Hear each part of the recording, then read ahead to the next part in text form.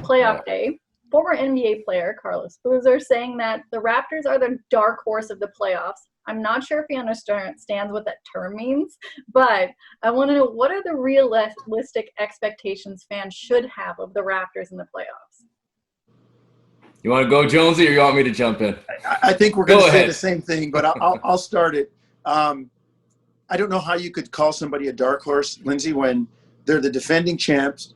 They have when you look at 7-1 in the bubble, that makes them 53-19, the best winning percentage ever in franchise history, with, as it was put to me by somebody on a national network who my brother said, the Raptors have that perfect combination, a chip on each shoulder.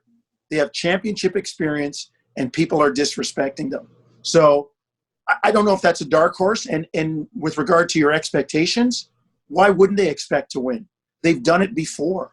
And this is where experience counts. Last year, they didn't quite know how to. They found out how to. Now they know what to expect.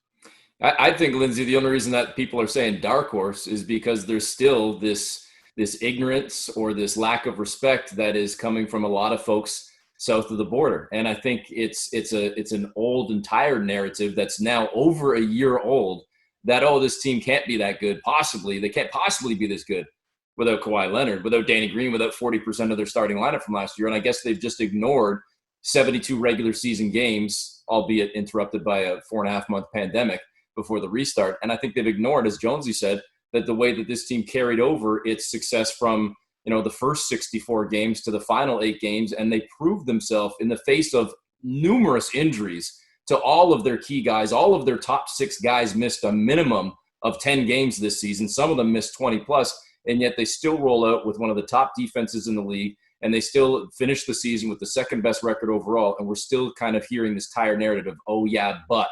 Well, no, oh yeah, but they're still a pretty damn good team, and there's every reason for Raptor fans to believe that Toronto could come out of the East again. And once you get to the finals, all bets are off. Lindsay, it's anybody's game. Let me put a bow on what Eric's saying. Okay. There are a lot of our colleagues south of the border that don't watch the Raptors. I'll be quite honest with you. They don't watch the games. They watch the Lakers. They watch the Clippers. They watch the Bucks. They watch all the teams. They watch New Orleans because Zion's playing. They watch Memphis because Ja's playing. And they don't watch the Raptors. And as Eric said, top 5 in man games lost to injury, but 3rd best record in the NBA. And everybody's now saying, wow, these guys are pretty good. Well, they have no choice but to watch them because they're stuck right in front of them all the time. Now, all of a sudden, people are noticing. And it's fine that they don't watch with the Raptors. Eric and I talk to those guys, and we know what it's like traveling with them. They just kind of go about their business. There's an old adage that says, toil in silence and let your success do the speaking. That's where the Raptors are. Regular season basketball, it is one thing, but as we know, playoff mode is an entire different beast. When it comes to the players, is there anyone that you're going to be keeping an eye on to see their kind of development when it comes to playoffs or the impact they could have? I think the one that I'm watching more than anybody, I don't know what Jonesy's going to say here, but OG Anunoby is kind of on my radar because he wasn't involved last year. And I don't know that he can step in and replicate or duplicate what Kawhi Leonard did, certainly not on the offensive end. But I think he's a hell of a defensive player. He's turned into a pretty darn good shooter for this team as well, and floor spacer overall, and another weapon that we're not really talking a whole lot about. You discuss this team right now, Lindsay, and of course you're mentioning Kyle Lowry and Pascal Siakam, Marc Gasol, Fred VanVleet, and Serge Ibaka probably. And then, okay, we start talking about Norm's impact. Sort of lost in the shuffle is, oh yeah, there's this other guy in the starting lineup who has the body, he's got the frame, he's developed a better handle, he's got speed, he can rebound. He brings a lot to the table for the Raptors. And knowing that he wasn't a part of the championship run last year, I think he could be a major X factor in this year when we talk about the chemistry and cohesion and the carryover from last year. There's a guy that, again, wasn't part of it and now is. And I think he could be a real problem for a lot of teams. I'll be watching Pascal. Lindsay, I like Eric's pick of OG, but I'll be watching Pascal because a lot of people figured with Kawhi gone, who's the guy that you're going to give the ball to get a bucket? Who's the guy that's going to have the ball to make a decision when needed? And we know it's going to be Pascal Siakam. He's been wonderful in the regular season. He's done it over the regular season. The next step for him now is to, and I think he's quite capable, is to show that he can do it in the playoffs when you see the same team for 10 days and they've scouted you and they know everything you do. That's where the next step comes for me. And again, I'm not questioning him. I think he's very capable. I think he can. I think he will do it. But I think that's another one of going back to where we started, people saying, wow, this guy's pretty good. Yeah, we know it. And if you'd been watching, you'd see it too.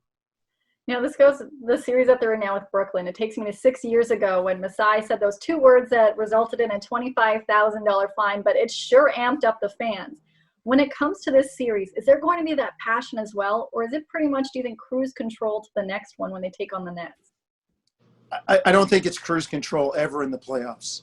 I mean, even a sweep, you look back in history, teams fight. The more desperate a team gets when they're down 2-0, 3-0, the harder they fight until they finally give up the ghost, in the 4th game, at some point.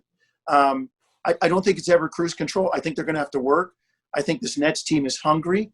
They don't have all their players, their stars. I think they're really going to be something to be reckoned with next year when they get Durant and Irving back, and Karis LeVert's a very good third option. But I think the Raptors are going to have to work for this one, and they're okay with that, Lindsay. I don't think they want it any other way. I think they want to refine and consolidate and get that sharpness going forward. So I think it's going to be.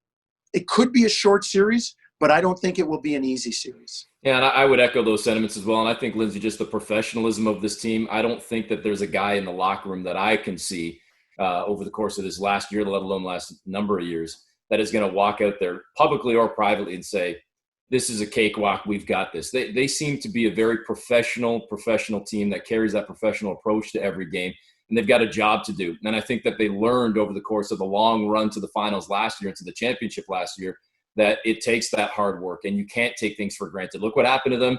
I hate to bring it up, in game 1 against the Magic last year. All you need is that one game to give your opponent a little bit of confidence, that jolt of energy perhaps they're looking for, a little bit of momentum. So I think that they know that they've got to carry that approach and that professionalism, that focus and attention to every single game, no matter who the opponent is.